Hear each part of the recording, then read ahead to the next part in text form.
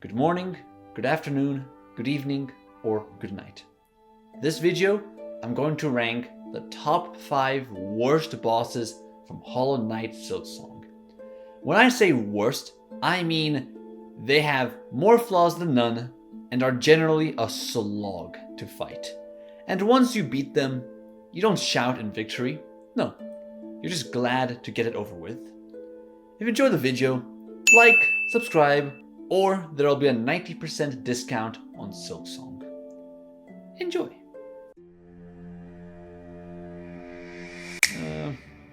His title says it all. Disgraced. However, the more I think about it, the boss isn't that bad.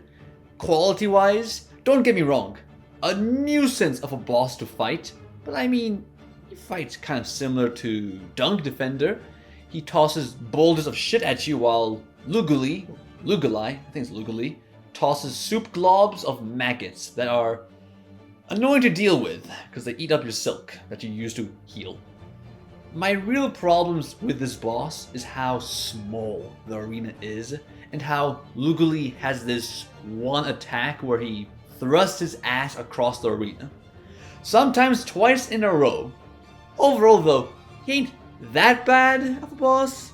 I reckon it's because Team Cherry intentionally tried to make this boss unbearable, while the other bosses on this list are unintentionally unbearable that makes them worse. I don't even know what to say for this boss. He's shite. It's half boss and half gauntlet, which is like, why? At least I get a silk heart from beating this boss. That's cool.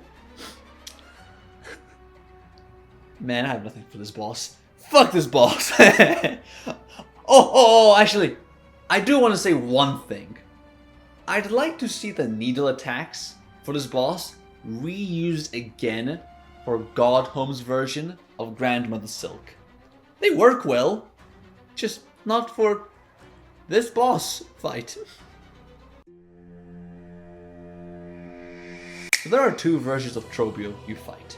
The red one is his first version, and I'd say that Trobio is actually a decent to great boss, honestly, who drops a real nice charm where if you're healing, you can damage any enemy in close proximity. Then you have the second version of Trobio, who is the purple one, that you're only able to fight after accepting a quest in exclusively Act 3. I hate him. All Tormented Trobio is, in comparison to the red one, is that he's just faster with additional attacks, and my god, calm your glittered tits down.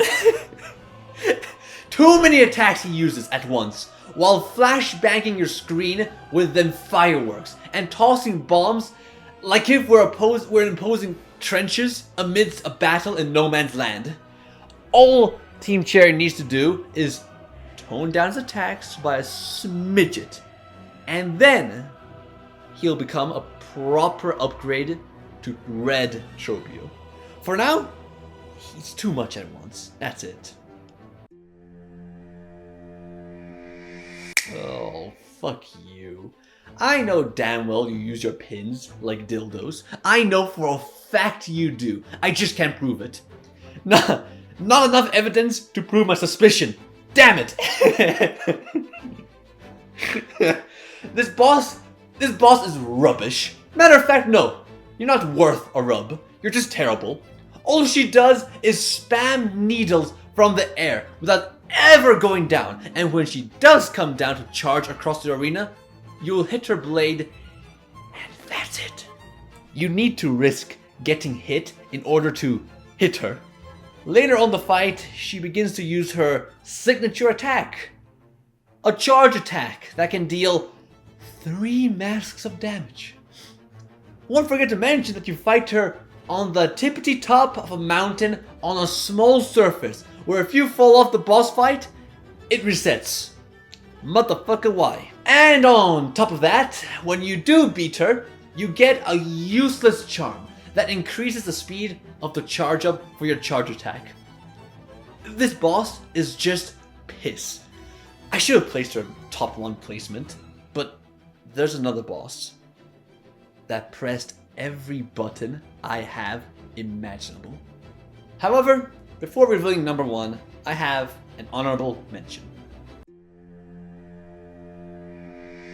Yep, shocker, right? He ain't number 1. Reason is simple. His purpose is to unironically ruin your day. The whole area, Bilewater, is supposed to make you hate the game. Hate existence. Hate yourself. Especially that absolutely devastating run back. For a long while, I haven't discovered the secret bench, so I had to run. I kid you not. From the bottom left of Bilewater to the top right and then center top to fight through a gauntlet of enemies before the boss shows up in that grueling arena. It's actually funny how this objectively worst boss in Silksong and the best boss in Silksong both have gauntlets you have to surpass in order for the boss to appear. Overall, he's not number 1 since that's his whole shtick, being a terrible boss. Hence, I'm not going to give him the pleasure of being ranked as the worst boss in Silksong. Instead, that unspeakable honor goes to... You know that scene from First Blood where Rambo is having an emotional breakdown? You don't need to know the context of that scene. That's me going through this boss. I fought the first one early on the playthrough. He shattered bones and dreams of mine. Beastfly has one thing that automatically makes any boss horribly unfair. An ability to endlessly spawn enemies.